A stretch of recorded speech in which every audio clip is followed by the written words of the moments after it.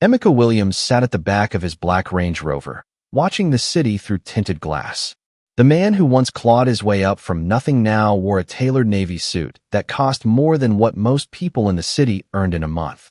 Yet, behind the sunglasses that shielded his eyes, something restless burned. He had everything a man could dream of: a mansion overlooking the Atlantic, a company that employed thousands, and power that made politicians tremble. But peace had long abandoned him. Welcome to Spiritual African Stories, the home of captivating African folktales, supernatural mysteries, and deeply emotional stories inspired by the heart of our culture. Here, every tale carries a spirit, stories of love, betrayal, power, and redemption that connect the physical and the spiritual worlds. Before we begin, make sure you hit the like button, subscribe, and turn on the notification bell so you never miss a story that will move your soul and stir your imagination. "Sir, we'll be passing the subway bridge shortly," said Jude, his longtime driver, his voice low and respectful. "Traffic looks bad ahead. Should I take the side route through Admiralty?" Emeka gave no reply. His eyes drifted to the window as they slowed near the crowded subway that connected Lekki Phase 1 to the mainland route. He noticed people moving like waves: traders, students, beggars, and dreamers, all merging into the daily rhythm of survival. Then, faintly at first, he heard it. A voice. Soft, pure, painful in its beauty. It floated through the chaos of the city, a young woman's voice, rising from somewhere beneath the subway tunnel, carrying a song that didn't belong to the streets. "Stop the car," Emeka said quietly. Jude glanced at him through the mirror. "Sir, stop. Here." The car eased to a halt beside the subway entrance. The air outside was hot and thick with the scent of dust and fuel. Emeka opened the door slowly, ignoring the curious stares from passers-by who recognized his face from billboards and magazines. He walked toward the sound, drawn as if by memory. Down the cracked stairs of the subway, shadows replaced sunlight. The hum of voices and footsteps echoed off the concrete walls, but the song, that song, cut through it all. It was a voice that could silence a crowd. It carried sadness, hope, and something else, something deeply familiar. He reached the lower level and saw her. A girl, no older than 20, stood by one of the columns, singing into a small microphone connected to a battered speaker. Her hair was tied back into a simple bun. Her dress was faded but clean. Beside her feet lay a small metal bowl with a few naira notes and coins. Her eyes were closed as she sang, lost in a world beyond the noise. The lyrics were not in Igbo or Yoruba. They were in English. Yet they spoke of something every heart in the city could understand: loss, love, and the ache of dreams unfulfilled. Emeka froze where he stood. Every note felt like a memory whispering to him. He couldn't explain it. The way her tone cracked on certain words, the way she lifted her chin slightly before the chorus, or the tremble in her voice as if she was singing through tears. The crowd around her was small: a few market women, a boy selling sachet water, a tired security guard. None of them saw the billionaire standing a few meters away, his heart slowly unraveling. When she finished, silence filled the air.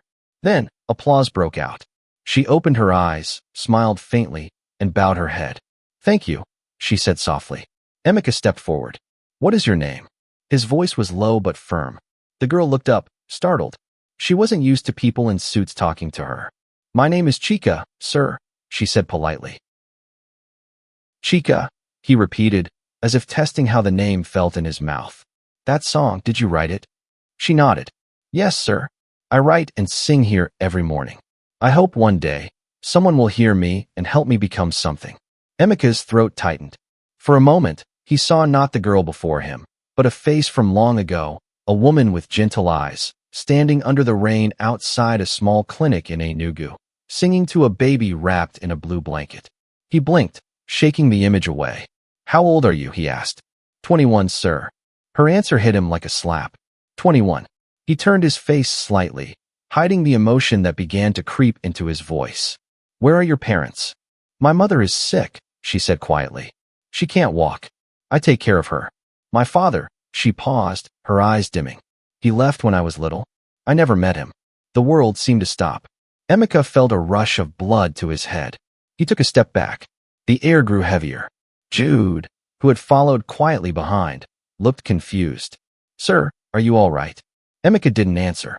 He was staring at the girl, his mind racing through memories buried under years of silence. A young man once poor, once in love, who made choices he thought were necessary, not knowing what he'd lost in the process. Chica looked nervous. "Did I do something wrong, sir?" No, you didn't." He forced a small smile. "You have a beautiful voice. Keep singing." He turned and walked back toward the car, each step slower than the last. Inside the vehicle, silence stretched. Jude glanced at him through the rear mirror. "Sir, should we go?" Emeka didn't reply. He was staring at nothing, his hand clenched on his knee. A single tear slipped behind his dark glasses. "Sir." Emeka finally spoke, his voice breaking. "Drive." As they pulled away, he looked back through the window. The girl was still there, singing again, her voice chasing the wind, haunting and full of hope. For the rest of the drive, neither man said a word. But Emeka's mind was no longer in Lekki. It was 21 years in the past, in a small hospital room where a young woman named Nneka once held his hand and whispered, "If you ever hear a song that sounds like mine, promise me you'll listen." He had promised, but he had forgotten. Until today. That night, Emeka sat in his study overlooking the ocean. The waves crashed softly against the shore below his mansion. He poured himself a glass of whiskey but didn't drink it. He couldn't get her voice out of his head. He opened his laptop and typed her name into a search bar. Chica Subway Singer Lekki. No results. No YouTube videos, no Instagram, nothing. It was as if she didn't exist. He leaned back in his chair, restless. His mind whispered a thought he didn't want to believe. Could it be her? No. It was impossible. He had buried that part of his life long ago. But something in her eyes, the way she smiled after each song, it was like looking into the mirror of his own past. Emeka stood and walked to the large window. The reflection staring back at him was that of a man who had built an empire but lost his soul. Below, the lights of Lekki shimmered, indifferent to his pain. He remembered the last words Nneka said to him before he left for Lagos all those years ago. "Money cannot silence the heart, Emeka. One day, you will hear it singing again." He had laughed then. Now, the echo of her voice felt like prophecy. He sat back down, his hand trembling slightly. He took out his phone and dialed a number. "Benson," he said when his personal assistant answered. "Find a girl named Chica. She sings in the Lekki subway. I want everything about her. Her address, her family, her past. Everything." "Yes, sir. I'll get my team on it right away." Emeka ended the call. The night outside deepened, but his thoughts refused to rest. Somewhere in the city, a poor girl was still singing, unaware that her voice had awakened a storm in the heart of one of Nigeria's richest men. And for the first time in 21 years, Emeka Williams, the billionaire who thought he had everything, began to cry. Rain fell softly over Lekki the next morning, turning the streets into mirrors of silver. Inside his mansion, Emeka Williams sat at the edge of his bed, fully dressed though the clock had not yet struck 6. He had not slept. The echoes of the girl's song had followed him through the night, like a haunting whisper that refused to fade. On the table beside him lay a photo frame, an old one, slightly faded. The picture inside showed a younger Emeka, standing beside a woman with kind, intelligent eyes. She held a baby in her arms. The photo was taken 21 years ago in Enugu, before his world changed forever. He reached out, tracing the outline of the woman's face with a trembling finger. "Nneka," he whispered. He remembered the first day he met her. It was 1999. He was just a struggling young man trying to survive in the crowded city of Enugu. He worked at a car wash during the day and took night classes at a polytechnic. Nneka was a nurse at a small private hospital near New Haven. She had come to wash her little white Toyota one evening, and Emeka had offered her a seat under the shade while he worked. She smiled, that kind of smile that felt like home. One thing led to another, and by the end of that year, they were inseparable. They shared cheap siya under streetlights, laughed through generator noise, and dreamed of a future where poverty would no longer define them. But dreams, as Emeka would later learn, were fragile things. That morning, Benson arrived with a tablet in his hand and a cautious look on his face. He was a loyal assistant, the kind of man who never asked questions, only delivered answers. "Sir, I found some information on the girl," he began. Emeka's heart skipped. "Go on." Her name is Chika Neka Okafor. She lives in Jakande, not far from the old market road. 21 years old. Her mother's name is also Neka. The name hit him like thunder. Benson continued, unaware of the storm rising in his boss's eyes. The mother has been bedridden for several years. Stroke, according to neighbors. The girl supports her by singing at the subway and sometimes at small events. She attended a local secondary school but didn't go to university because of her mother's illness. Emeka's grip tightened around the glass he was holding. Her mother, do you have a picture? Yes, sir. Benson turned the tablet toward him. Emeka's world stopped. On the screen was a photo taken from a distance. A frail woman sitting near a window in a small room. Her hair was gray now, her face lined with time and struggle, but there was no mistaking those eyes. It was Neka, the same woman he had loved and lost 21 years ago. Emeka rose slowly, his breath shallow. You're sure this is her? Yes, sir. I double-checked through local records. The girl listed her mother as Neka Okafor on her old school registration. Emeka turned away, his mind spinning. How could this be, he murmured. I was told she left Nigeria, that she got married to someone else. Benson looked unsure whether to answer. Emeka sank into a chair, rubbing his forehead. Leave me, he said quietly. Yes, sir. When the door closed, Emeka buried his face in his hands. The weight of guilt pressed down on his chest like a stone. It was 21 years ago. He could still remember the night everything fell apart. He had just received an offer from an oil logistics firm in Lagos, a once-in-a-lifetime opportunity. But Neka had just found out she was pregnant. Emeka, we can make it work, she had said, holding his hands tightly in that small room they shared. You don't need to run away from your responsibility. I'll stand with you. But Emeka had been young, scared, and hungry for success. The job in Lagos meant escape from poverty, from shame, from small beginnings. I'll come back for you, he'd promised. Just give me 1 year. He never returned. The city swallowed him whole. He worked, climbed, built connections, and soon became indispensable. But success had a price. He wrote to Neka once, maybe twice, but as his life grew busier, the letters stopped. He told himself she was fine, that she had moved on, that he had done the right thing. Until today, when her daughter's voice broke through all his excuses. The rain outside intensified, streaking against the glass walls. Emeka stood before his reflection, staring at a man he barely recognized. The billionaire who looked back at him was powerful but hollow. He pressed a palm to the glass, whispering, She never told me. Why didn't you tell me, Neka? Down below, the city carried on, unaware that its richest son was drowning in memories. He had to see her. Not tomorrow. Not next week. Now. He grabbed his car keys and walked briskly toward the door. Jude met him at the entrance, umbrella in hand. Sir, should I drive? No. I'll drive myself. Sir, it's raining. I said I'll drive. The tone left no room for argument. Minutes later, the black Range Rover roared through the Lekki streets, wipers slicing the rain. Emeka's thoughts raced faster than the car. Would she recognize him? Would she forgive him? Or worse, would she even want to see him? He reached Jakande within 30 minutes. The area was old, dense, and noisy, the complete opposite of the manicured estates he called home. Children ran barefoot through puddles, traders shouted from wooden stalls, and the smell of wet sand filled the air. He parked near a small block of flats, exactly where Benson's report had said she lived. His heart pounded as he climbed the stairs, each step echoing with memories. Apartment 12B. The door was half open. He could hear coughing inside, followed by a soft voice, Chika's voice. Mom, please eat something, she said gently. You've been coughing all morning. A frail voice replied, weak but familiar. My dear, save the food for yourself. I am fine, just tired. Emeka froze at the door. The voice of his past and the voice of his present were in the same room. He took a breath and knocked softly. Chika turned. Surprise filled her face when she saw him. Sir, you? He nodded slowly. Yes, I wanted to see your mother. Chika hesitated. Do you know her? Emeka's eyes softened. Yes, he said quietly. A long time ago. Chika opened the door wider. Come in. He stepped inside. The room was small, neat, but clearly worn by time. A fan spun weakly in the corner. The older woman lay on a thin mattress, her hands trembling as she tried to sit up. And when her eyes met his, The years between them vanished. For a long, breathless moment, neither of them spoke.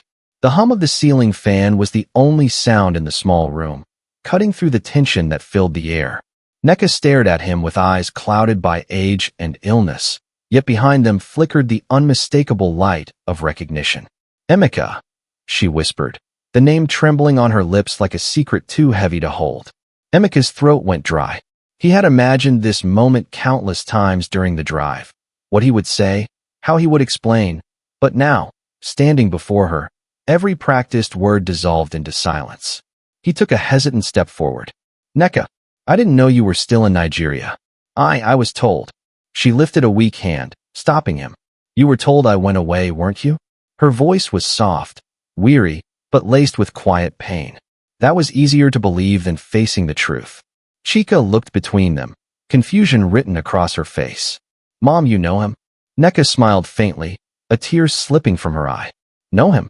My dear, this man was once the love of my life." The words landed like thunder in the small room. Emeka's heart clenched. He wanted to deny it, to slow the storm gathering behind Chika's wide eyes, but there was no turning back now.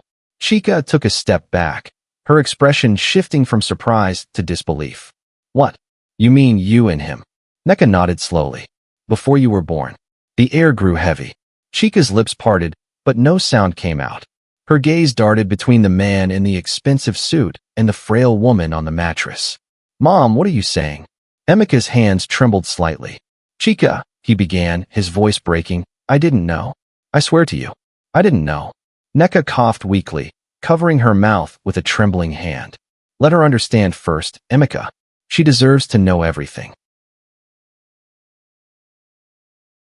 Emeka pulled a small plastic chair closer and sat beside her bed. The rain outside had softened to a drizzle, tapping gently against the window. Chika remained by the door, frozen between anger and confusion. He spoke slowly, his tone stripped of all the arrogance that once defined him. "When I was young, I didn't have anything. I came from nothing. Neka was the only person who believed in me. We planned to marry, but then I got a job in Lagos. I told her I would come back, that I just needed time to build a better life for us." Neka smiled sadly. "But time has a way of changing people." Emeka lowered his head. "I thought I was doing the right thing. I promised I'd return after a year, but work consumed me. The city changed me. I told myself I couldn't afford distractions, that love could wait." He looked up, his eyes glistening. "I never knew you had a child." Neka closed her eyes. "I tried to find you, Emeka. I sent letters. I even went to the company you said you'd work for, but they told me you'd moved. When I realized you were gone for good, I stopped trying. I had no strength left." Her voice faltered, then she added softly, "And when I looked at my baby's face, I decided she didn't need a man who could abandon her mother for money." Chika's eyes filled with tears. She turned away, struggling to breathe through the confusion choking her. "So all these years," she whispered, "my father was alive and rich." Emeka rose slowly, his chest tight with guilt.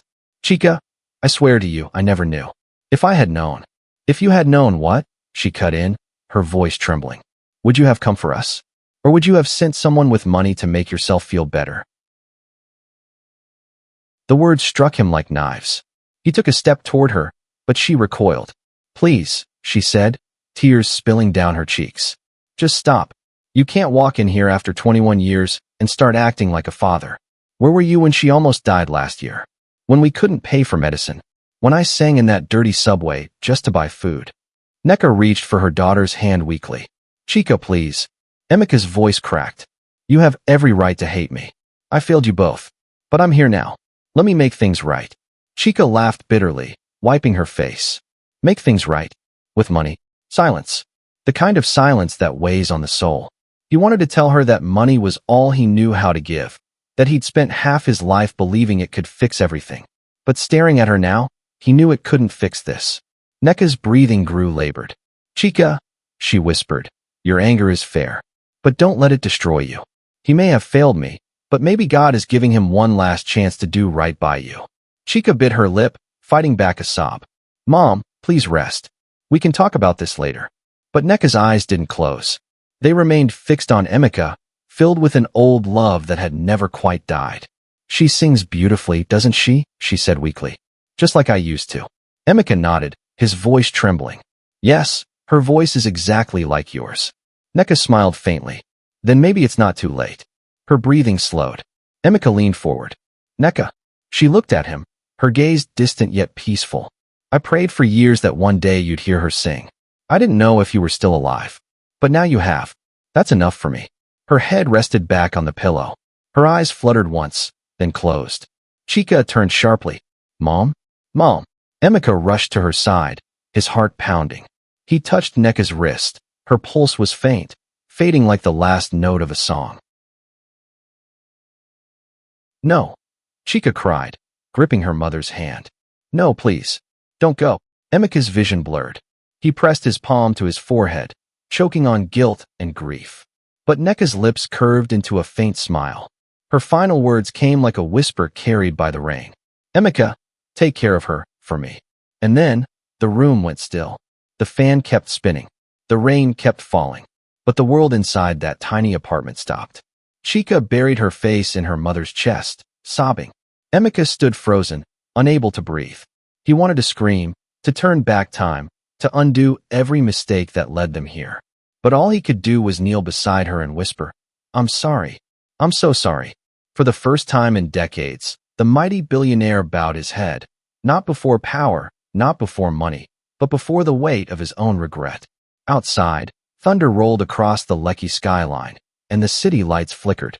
Somewhere far below that storm, the subway waited, the same place where a poor girl once sang a song that awakened the ghosts of a man's past. The rain stopped sometime after midnight, leaving the air heavy and cold. Inside the small apartment, silence sat like a shadow. The only sound was the soft creak of the ceiling fan and the faint sobs of a girl who had lost the only constant in her world. Emeka stood by the window, staring into the darkness beyond the rusted metal bars. The street below was empty now, save for the puddles glinting under a flickering streetlight. His hands shook slightly, but not from fear, from the unbearable weight of regret pressing against his chest. Chika sat on the floor beside her mother's bed, her face buried in her hands. The small lamp cast a weak glow around her, softening the edges of her pain, but doing nothing to ease it. Emeka turned slowly. We need to call a doctor, he said quietly, though he knew it was already too late. She's gone, Chika whispered without lifting her head. Her voice was hollow. You don't need to pretend. He took a step closer. Chika, please, she said sharply. Just don't. He froze, unsure whether to stay or leave. He'd faced boardrooms filled with ruthless investors and government officials, but nothing had ever made him feel this powerless. Minutes crawled by in silence. Finally, Chika wiped her tears and stood. She wanted to be buried in her village, she murmured, her voice trembling. In Nsukka, that's all she ever said. Emeka nodded slowly. I'll handle everything. Her eyes flashed with bitterness. You don't have to. He met her gaze, pain etched in every line of his face. I do. I owe her that much. For the first time, Chika looked at him closely, really looked at him.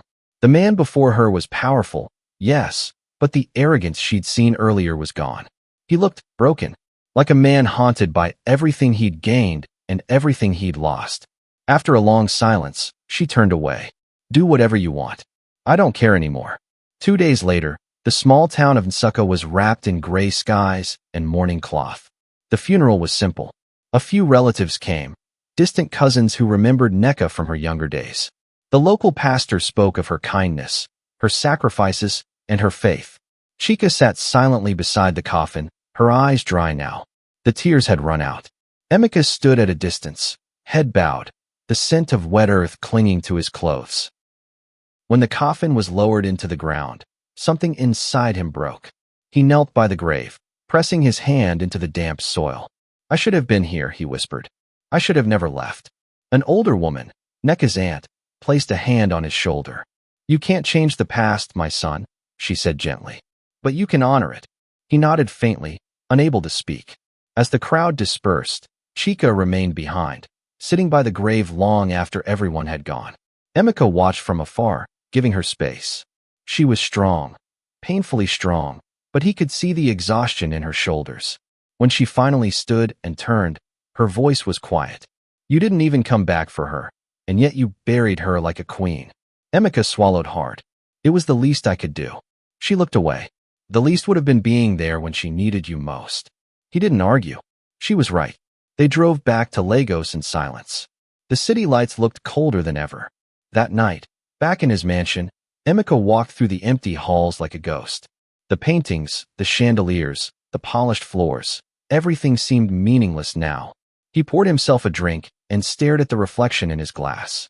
"This is the life you wanted," a voice inside him whispered. "And this is the price you paid." His phone buzzed. It was Benson. "Sir, I just wanted to check if you made it back safely." "I did," Emeka replied quietly. There was hesitation on the other end. "And the girl? Should I make arrangements for her?" Emeka paused. "No. Leave her for now. She needs space." "Yes, sir." He hung up and walked toward the large piano that sat near the window, a gift he'd bought years ago but never learned to play. He sat down, pressing a single key. The note hung in the air, lonely and hollow. He thought of Neka's laughter, her soft singing voice, the way she used to rest her head on his shoulder after long days. He thought of Chika's eyes, those same eyes filled with fire and pain. For the first time, he allowed himself to cry without hiding. The tears came silently, each one carrying 21 years of buried remorse. The following morning, sunlight streamed through the curtains, painting the marble floor in gold. Emeka sat at his desk, staring at a single sheet of paper, his handwritten will.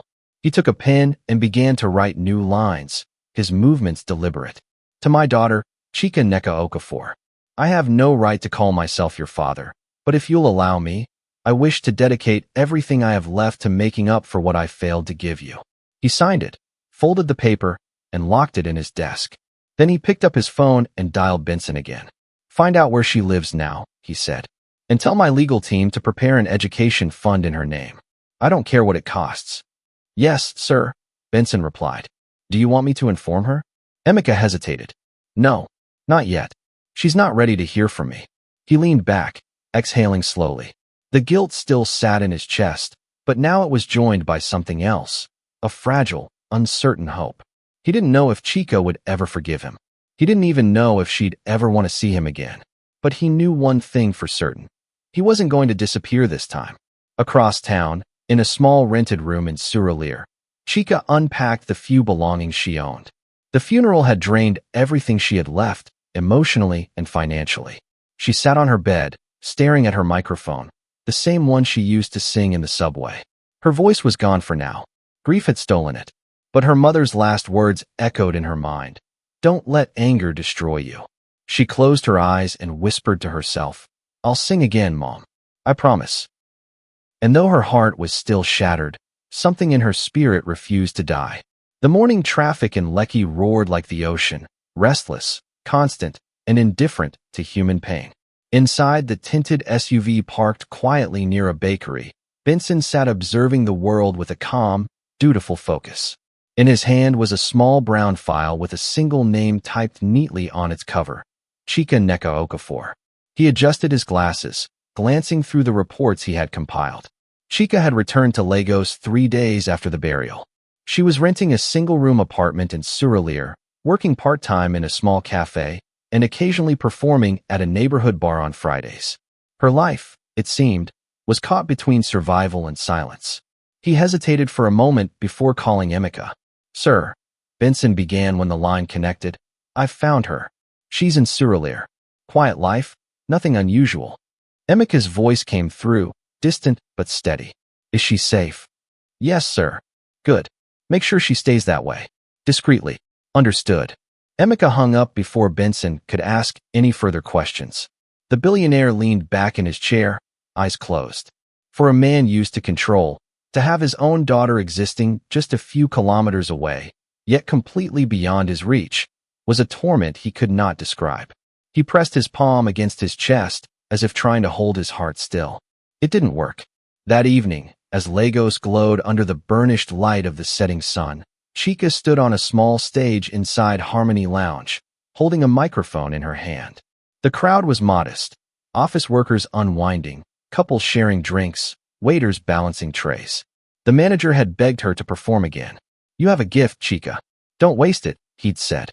So here she was, her heart pounding, her voice uncertain. When the music started, she closed her eyes. Her voice came out soft at first, hesitant, fragile, but with every note, it grew stronger, warmer, filled with the kind of emotion that silenced conversations and stilled the clinking of glasses. Somewhere beyond the sorrow, there's a place we used to know. Her voice floated through the air like a memory reborn. Even the bartender stopped wiping glasses. People turned to listen. At the back of the room, an elderly woman whispered, "Who is she?" That voice, it carries pain. By the time she finished, the room erupted in quiet applause. Not loud, not wild, but deeply respectful. The kind of applause that comes when hearts are moved. Chica smiled faintly, bowing her head. For a brief moment, she felt alive again. A week later, Emeka received a message from Benson. "She's performing every Friday night at Harmony Lounge. Should I make arrangements?" He stared at the message for a long time. Then, for the first time since Neka's death, he left his mansion without his driver. He arrived at the lounge just before 8 p.m., wearing a plain shirt and cap that hid his face. He sat in a dark corner, his presence unnoticed. The lights dimmed. Chica stepped onto the small stage. When she began to sing, something inside him broke, again. It was Neka's voice he heard in her. The same warmth, the same ache. He pressed his hands together, trembling. He wanted to walk up to her, to say, "I'm here, I'm sorry," but his throat tightened until he couldn't breathe. When the song ended, he remained seated, watching her greet the audience and step down. His eyes followed her every movement, the way she smiled politely, the way she packed her microphone carefully into its worn bag. He whispered to himself, "You have her spirit, my child." He waited until she left before standing. As he exited the lounge, he slipped a thick envelope into the manager's hand. "For her," he said quietly. "Tell her it's from someone who believes in her talent." No name. The manager, puzzled but grateful, nodded. "Of course, sir." The next morning, Chica almost dropped the envelope when she saw the bundle of cash inside, and a note. "Keep singing. The world needs to hear you." Her first instinct was suspicion, but there was something gentle in the handwriting, something familiar. She looked around her small room, half expecting someone to appear. Nobody did. She folded the note carefully and placed it beside her mother's photo. "Did you send this, Mom?" she whispered. She smiled faintly. "Maybe it's just an angel." But deep down, a quiet curiosity began to grow, and with it, a strange, uneasy hope. Days passed. Her performances grew more confident, her songs deeper. People began to record her with their phones, uploading short clips online. Within a week, one of her videos, a recording of her singing Beyond the Sorrow, went viral. Comments flooded in. "Who is this girl? Her voice is pure emotion. You can feel her story in every note. This girl will go far." In the middle of the night, as her phone buzzed endlessly, Chica sat by the window, overwhelmed. She hadn't even realized she was crying until she tasted salt on her lips. Somewhere across the city, in a darkened mansion, Emeka watched the same video on his laptop. The image shook slightly in his trembling hands. She was glowing. The world was finally seeing what he had once ignored. But pride was quickly replaced by fear. Fear that she might never know the truth. The next day, he called Benson. "I want you to prepare a meeting. She must know who I am, eventually." "Sir," Benson said cautiously, "do you think that's wise? She may not take it well." "I know," Emeka sighed. "But I can't hide forever. Not after what I did." There was a long pause. Then Benson said softly, "Understood, sir. I'll arrange something discreet." Emeka nodded, though Benson couldn't see him. And Benson, "Thank you." "For what, sir?" "For not asking too many questions." The line went dead, but Benson sat there for a moment, staring at his phone. For the first time, he felt pity, not for the billionaire, but for the father behind the title. That night, Emeka couldn't sleep. He walked through his home like a man searching for peace that didn't exist. The city outside buzzed with life, but inside his walls, time stood still. He stopped by his late wife's portrait, the one hidden away in his study. Her face smiled at him, calm and eternal. "I found her, Neka," he whispered. "She's beautiful, just like you. She hates me, and I deserve it. But maybe one day, she'll understand why I left." He wiped his eyes, ashamed of his weakness. Then, In the silence, he made a promise, not to his wife, but to the girl who didn't know she was his daughter. I'll protect her from afar until she's ready to see me, no matter what it costs. He looked out the window. The city stretched endlessly, glowing and heartless. But somewhere out there, a light was beginning to rise.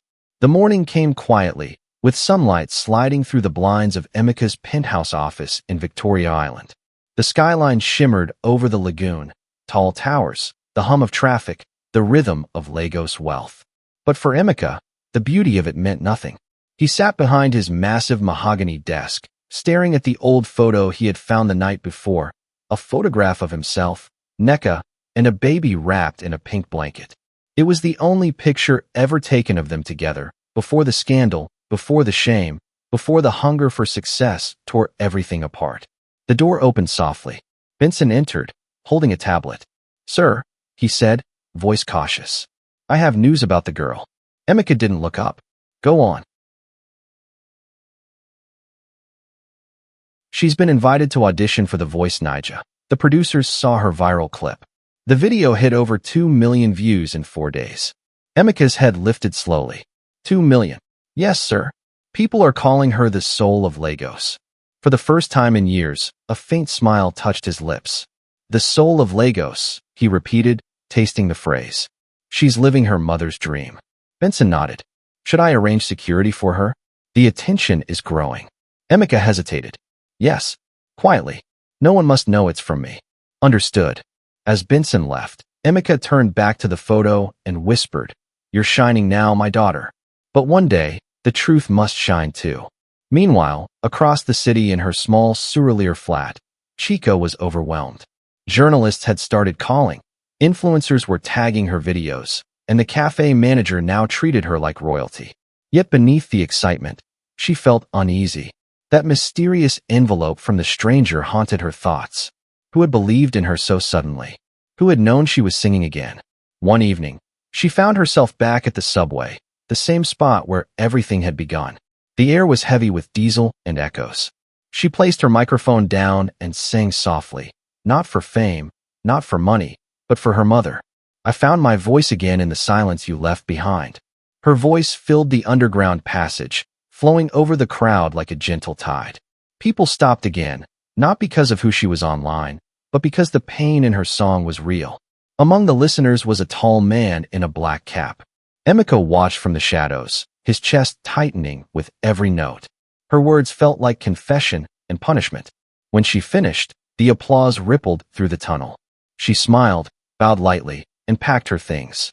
As she turned to leave, Emeka stepped back into the crowd, vanishing before she could see his face. But he lingered long after she was gone, staring at the empty spot where she had stood. The air still vibrated with her voice. That night, rain fell again over Lagos. Heavy, unrelenting rain. In his mansion, Emeka sat alone with a glass of untouched wine. The storm outside matched the chaos in his mind. He opened his laptop and replayed her viral video, the same song he had heard in the subway, now reaching millions of hearts across the world. Every view, every comment, felt like a small piece of redemption. Then his phone buzzed. It was Benson. "Sir," he said, "one of the producers from The Voice Naija wants to sponsor her story. They're calling it From Subway to Stage. They want your company, Infinity Holdings, to be part of it." "Should I?" Emeka froze. "They want me to sponsor it." "Yes, sir. It's a good PR opportunity, but..." He cut him off. "No, it's fate." Benson hesitated. "Sir, approve the sponsorship," Emeka said, standing up. "But keep my name out of the public details. If she's going to rise, let her do it on her own merit. I'll only be the shadow pushing her forward." "Understood." As the line ended, Emeka walked to the balcony. The rain washed over the city like cleansing tears. He whispered into the wind, "Maybe this is how I make peace with the past." Days turned into weeks. The Voice Naija auditions began. Chica stood backstage among hundreds of contestants, her heart hammering. Cameras flashed, producers shouted, and the tension was electric. When it was her turn, she stepped onto the bright stage. The judges watched silently as she began her song, a stripped-down version of Beyond the Sorrow.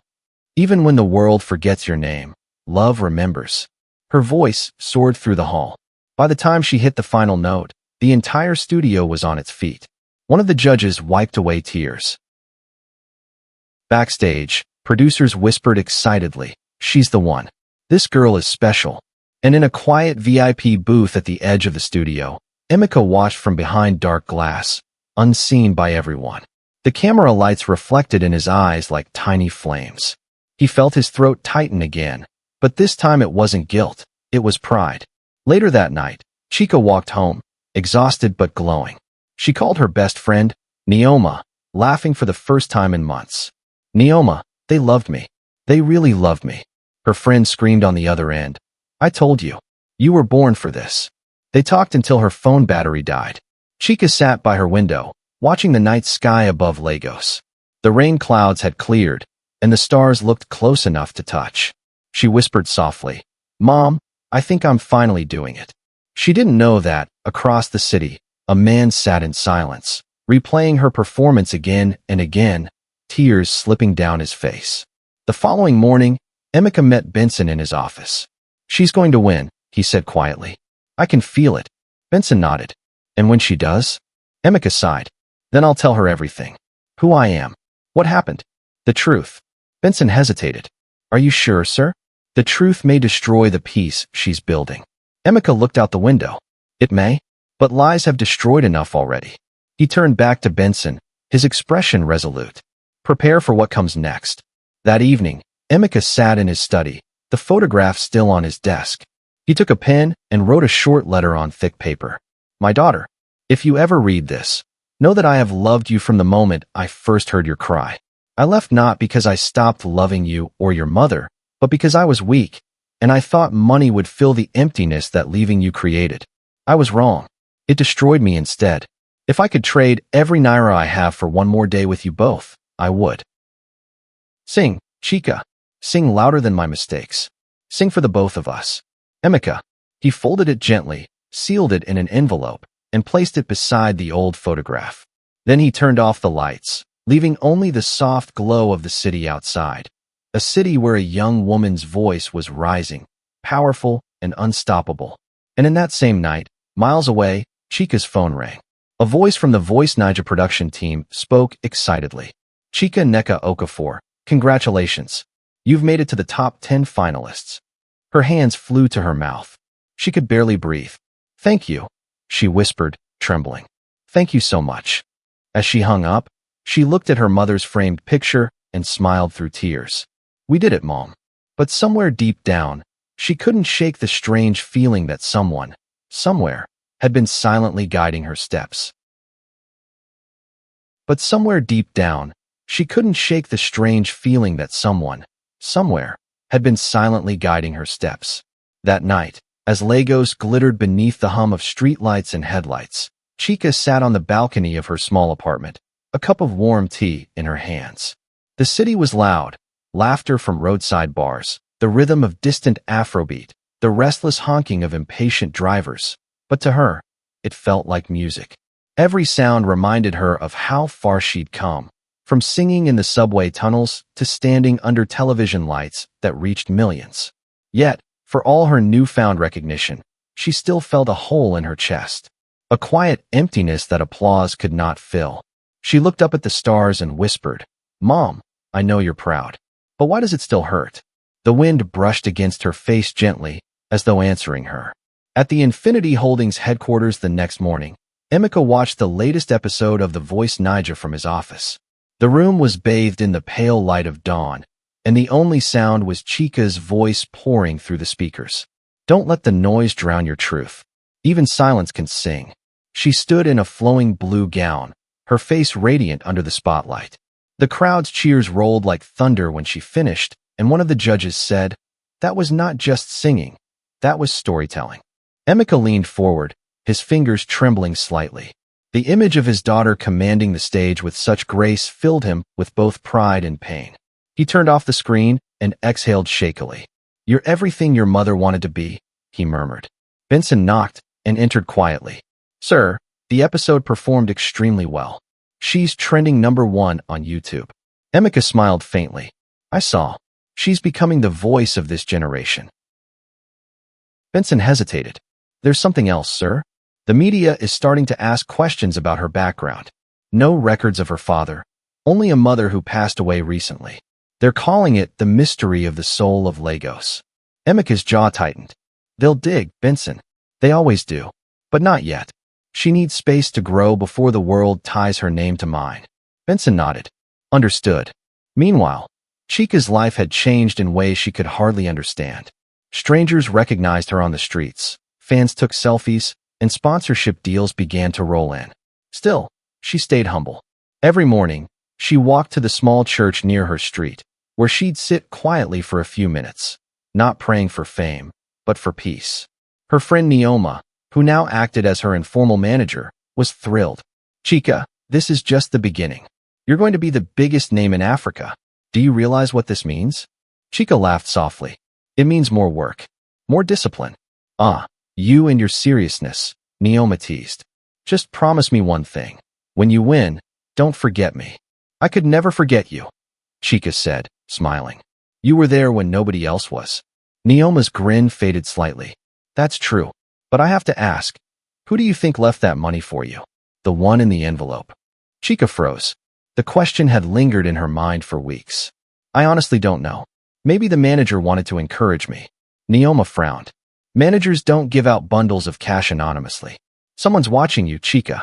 Someone who knows your worth. Chika shrugged, though uneasily. Maybe. But if they're helping me, I can only hope their reason is good. Neoma sighed. Just be careful. Lagos is full of stories that begin with gifts and end in pain. That night, Chika performed at a charity gala in Ikoyi. The event was filled with celebrities, business magnates, and politicians, people who lived behind glass towers and designer smiles.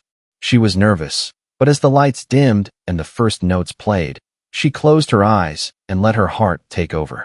Her voice wrapped around the room like velvet, soft yet commanding. Even in darkness, the soul remembers the light. The audience was transfixed. Phones recorded. Cameras flashed. And among the crowd, sitting quietly in the back corner, was Emeka, his expression unreadable. He hadn't planned to attend, but when Benson informed him she would be performing there, he couldn't resist. As he watched her on that stage, confident, graceful, luminous, something stirred inside him. He saw Nneka again, the woman who had once believed in dreams bigger than poverty, who had sung lullabies in the same tone their daughter now carried to the world. When Chika finished, the applause thundered through the hall.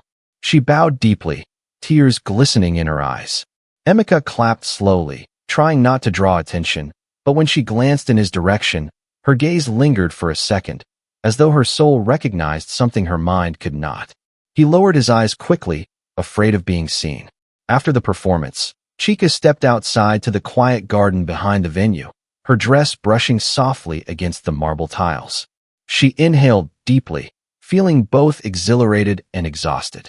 She was about to sit when a man approached, tall, wearing a dark cap, his face shadowed by the soft glow of the garden lights. "Miss Chika?" he asked politely. She turned, startled. "Yes." He smiled gently.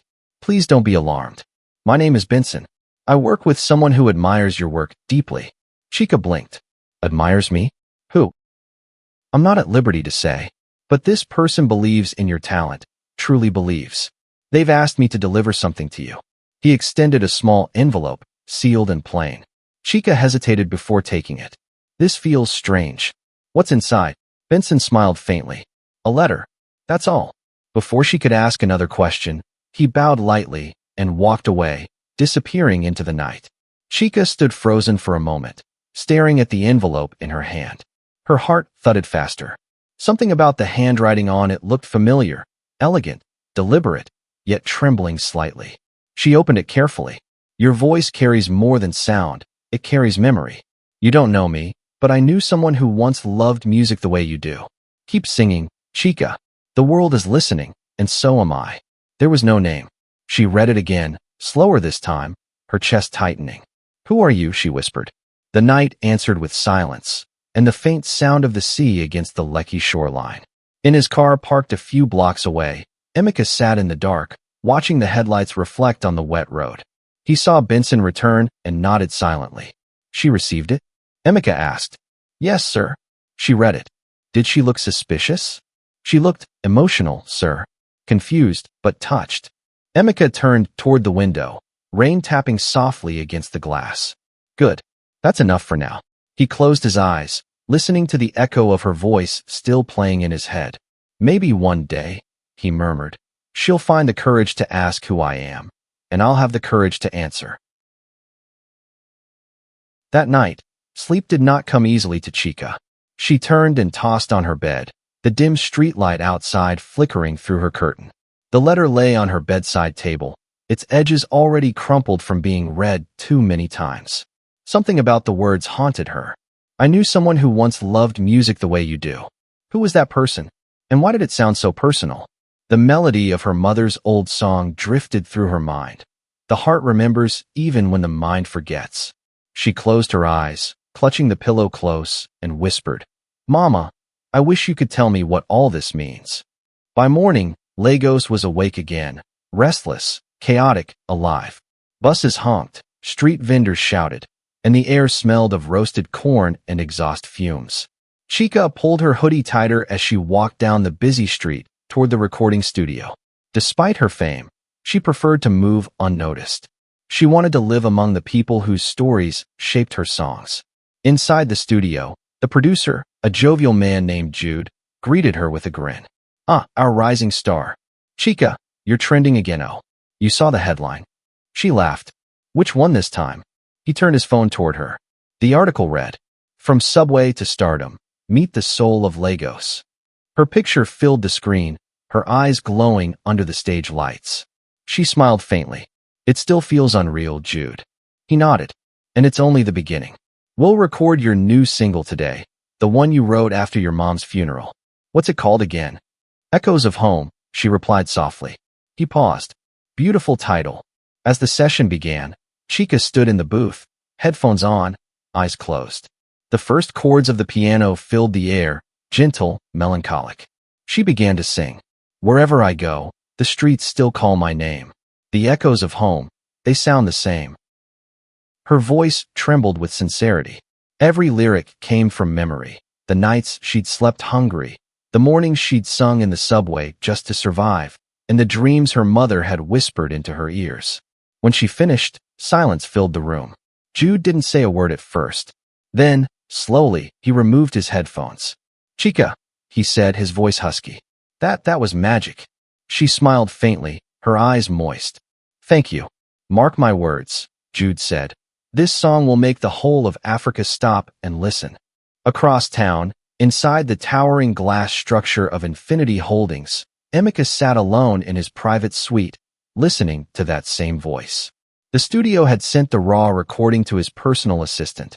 An anonymous industry investor had requested early access. Of course, that investor was Emeka himself. As Chika's song played through his surround speakers, the melody seemed to fill every corner of his soul. He leaned back in his chair, eyes closed. You sound just like her, he whispered. The door opened softly, and Benson stepped in. Sir. Emeka opened his eyes slowly. Yes, Benson. You've been listening to that song for an hour straight, Benson said gently. It's beautiful. It's her spirit, Emeka said, his voice low. It's Neka's spirit. I hear it in every note. Benson hesitated before speaking. Sir, may I ask, what happened between you and Madam Neka? You've never told me the full story. Emeka's expression hardened for a moment, then softened. It's a long story, Benson, and not a happy one. Let's just say, I made a choice that cost me everything. Benson nodded silently. And now, Emeka's gaze drifted toward the window, where the city glowed beneath the clouds. Now I'm paying the price, by watching my daughter live the dream her mother died for, without ever knowing who I am. Later that afternoon, Chika received an invitation, a formal letter delivered to her studio.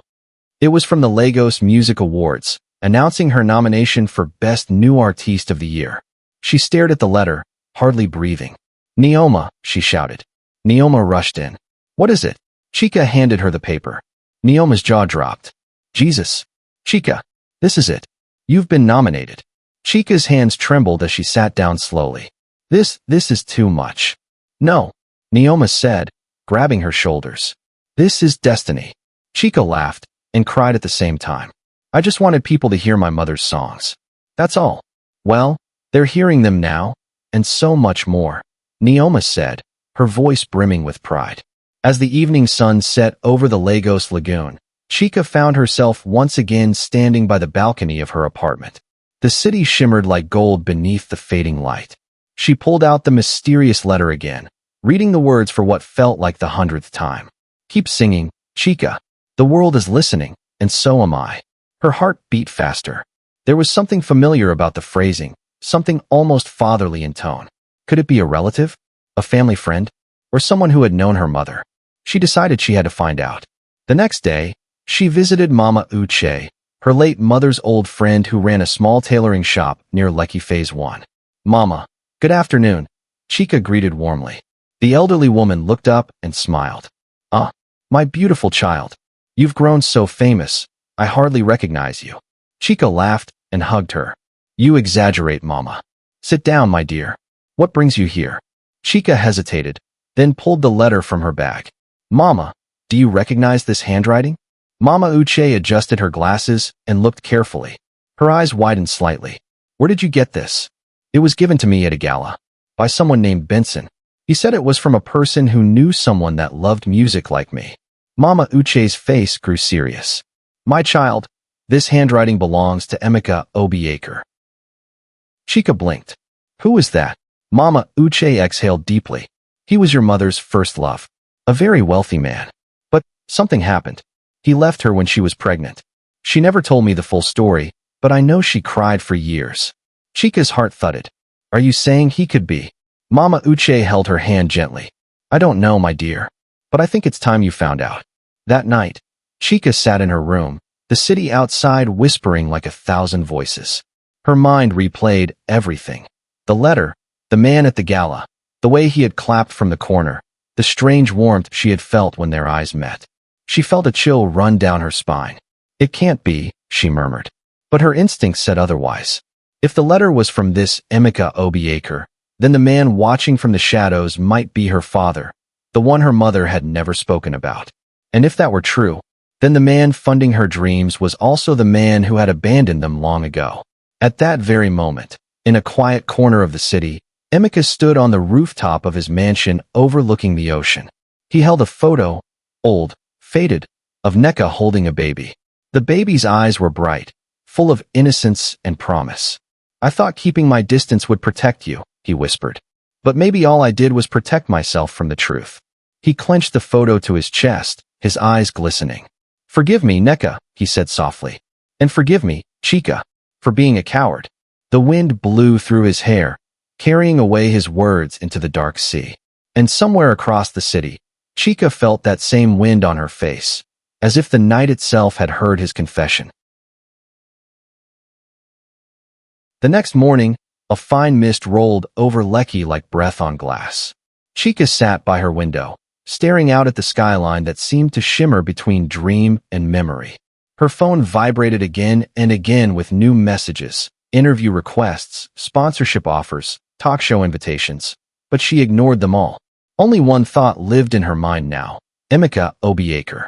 She opened her laptop and typed the name into the search bar. Instantly, the screen filled with articles. Billionaire philanthropist Emeka Obiaker donates 200 million Nigerian nairas to build Lagos Children's Hospital.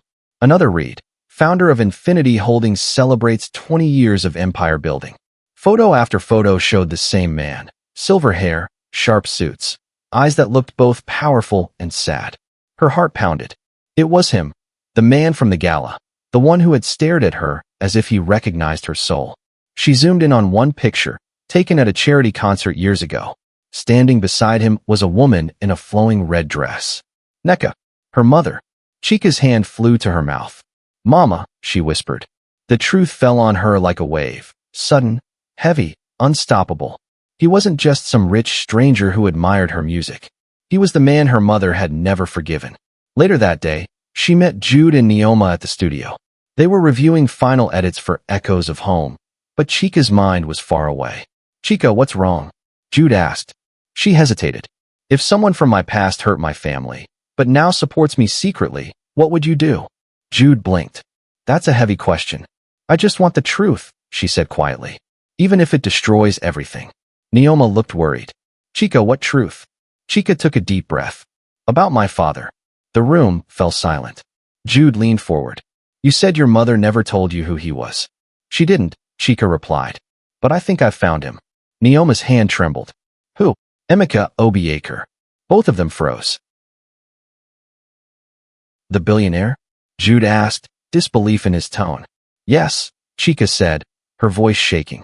And I think he's been helping me all along. That night, the city lights looked different to her, too bright, almost accusing. She couldn't rest until she saw him face to face. At midnight, she sent a message to Benson, whose number was printed on the letter. Mr. Benson, this is Chica. Please tell Mr. Obiaker I need to see him. It's important. She didn't expect a reply, but one came within minutes. Tomorrow, 10 a.m., Infinity Holdings. He'll be waiting. Her breath caught. Tomorrow. The next morning, Chica dressed simply. A white blouse, black trousers, her mother's necklace. The security guard at the glass tower looked at her with surprise as she gave her name. Ah, you're the singer. He said to bring you up immediately. The elevator ride felt endless. When the doors opened, she stepped into a vast office lined with windows overlooking the Atlantic. Emeka Obiaker stood by the glass, hands clasped behind his back. He turned slowly. Their eyes met.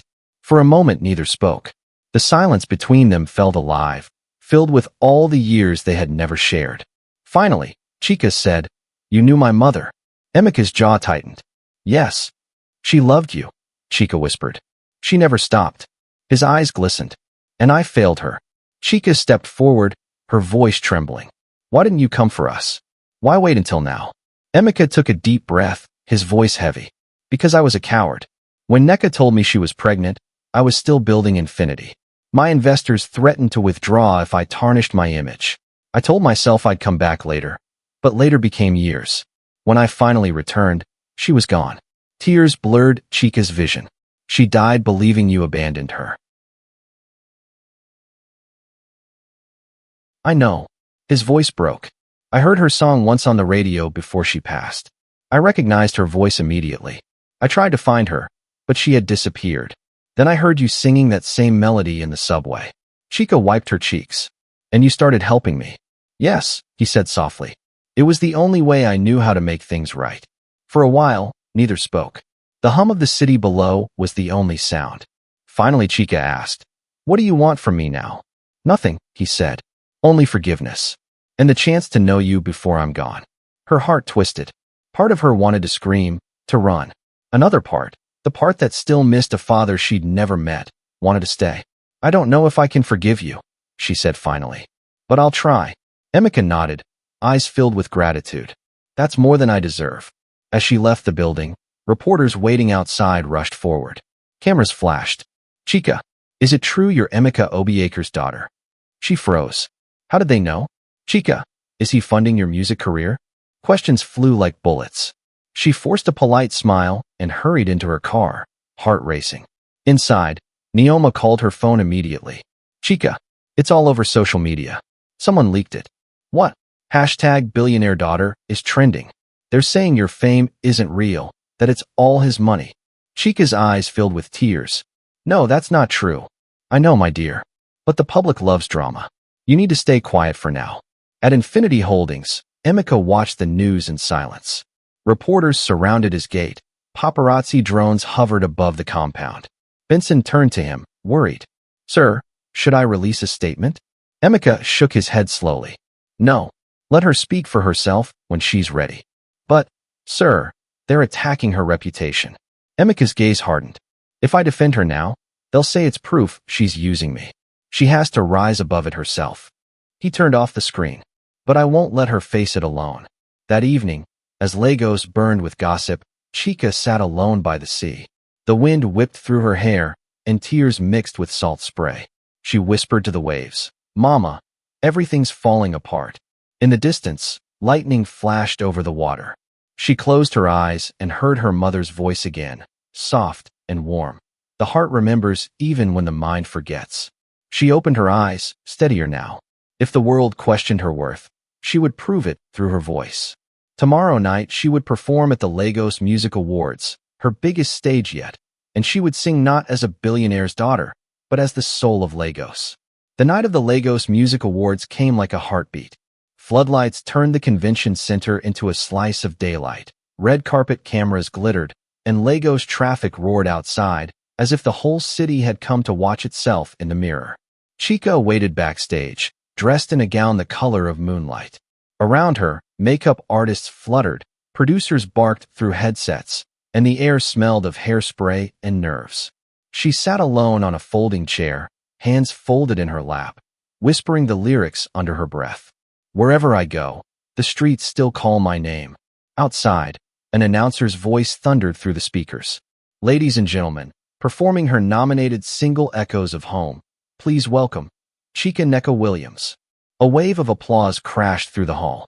She stood, breathed once, and stepped into the light. For a few seconds the brightness blinded her. The audience stretched out like a sea of faces, politicians, celebrities, reporters.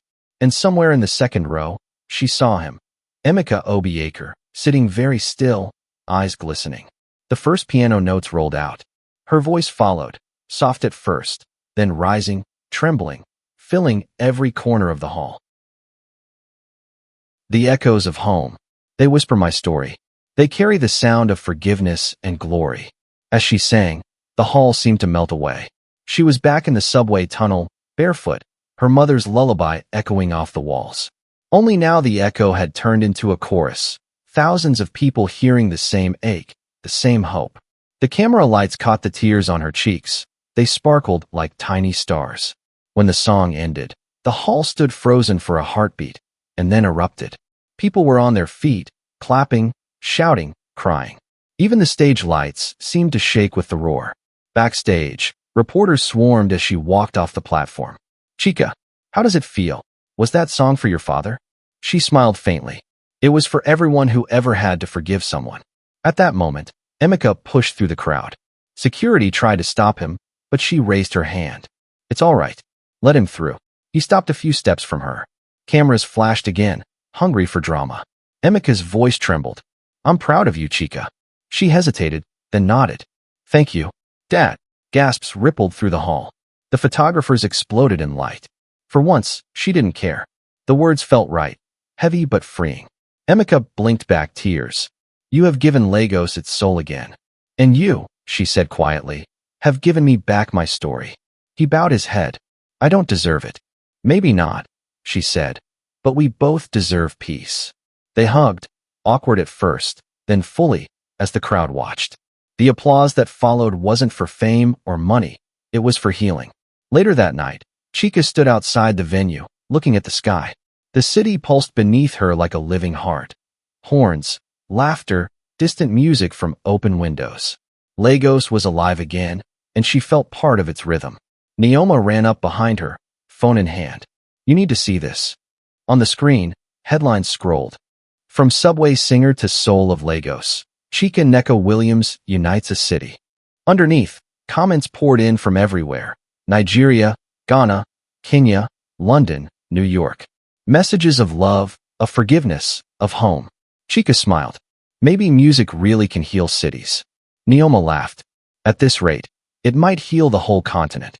In a quiet corner of the same city, Benson sat at a bar, watching the broadcast replay on an old TV. He raised a glass and murmured, "To redemption." A stranger beside him asked, "You know her?" Benson smiled. Long story. Across the lagoon, inside his now silent mansion, Emeka placed a framed photo of Nneka beside one of Chika. He whispered, "She forgave me, Nneka. Through her song, you did too." He looked out over Lagos, its bridges glowing like veins of gold, and for the first time in decades, he smiled without regret. Chika's phone buzzed. A new message. From Benson. Mr. Obiaker is proud of you. He'd like you to visit tomorrow. No press, just family. She read it twice, then whispered to herself, family. The word felt new, almost shy on her tongue. The next morning broke soft and gray, rain misting over Lekkie's glass towers. Chika arrived at the Obiaker estate with no entourage, just Neoma waiting in the car at the gate. The mansion looked different in daylight, less intimidating, almost peaceful. Benson met her at the door. Good morning, Miss Chika. He's been expecting you. His voice carried that respectful warmth of someone who had watched both sides of a story and still believed in its ending. Inside, the house smelled faintly of old books and sea breeze. A piano sat by the window, its lid half open. Emeka stood beside it, humming a tune she instantly recognized, the lullaby her mother used to sing. She smiled faintly. You remembered the notes. He turned. How could I forget the only song that ever gave me peace? They sat opposite each other, two generations separated by years, but united by melody. I watched your performance again, Emeka said. You carried Lagos on your shoulders last night. She laughed softly. I just sang my truth. That's what the city needed, he replied. Truth. For a moment the world outside seemed to hold its breath. He reached into his coat pocket and handed her a small velvet pouch. Inside was a thin gold chain with a locket shaped like a treble clef. It was your mother's, he said. She left it here the last time she visited me. I've kept it ever since. Chika opened the locket. Inside, two photographs faced each other, one of Nneka smiling on a beach, the other of a newborn wrapped in white cloth. Her eyes filled. She never told me you had this. She wanted you to find your own path first, he said quietly. They sat in silence, broken only by the patter of rain against the windows. Just then, Benson entered, face pale. Sir, you need to see this. He handed over a folded newspaper. The headline screamed, Infinity Holdings under investigation for missing funds. Sources claim Billionaire used charity accounts to sponsor new artiste. Chika's stomach twisted. What? Emeka read the line again, expression unreadable. It's a lie, Benson said quickly. Someone leaked fake documents, probably to destroy your reputation after last night. But the damage was already rippling through the world outside. Phones buzzed with alerts. Social media burned with hashtags. Hashtag Soul of Lagos was now trending beside hashtag charity scandal. Chika stepped back. They think I stole from children's hospitals to fund my music? Emeka closed his eyes. I'll handle this. No, she said, voice rising. This time I will. If I stay quiet, they'll say it's true. Chika, please, he began, but she shook her head. I've spent my whole life trying to prove that my voice came from the streets, not from money. Now they'll think it was all a lie. Emeka stood slowly. Then let me take the blame. I can protect you. Her eyes flashed. You've protected me enough, Dad. Maybe it's time I protect myself. She turned toward the door, clutching the locket, when Benson's phone rang sharply. He answered, and his face drained of color. What is it? Emeka asked. Benson hesitated. Sir, they've frozen all Infinity accounts. The investigators are on their way here. The words hit like thunder. Emeka whispered already. Benson nodded. And there's more. They say someone inside leaked the financial records. Someone close. Chika looked between them, bewildered. Someone close? Who would? Before Benson could answer, a loud knock echoed through the mansion gates. Police sirens wailed outside, blue lights flashing against the rain. Open up. EFCC investigation. Emeka turned to Chika. Go out the back. Now. I'm not leaving you. Please, he said, gripping her shoulders.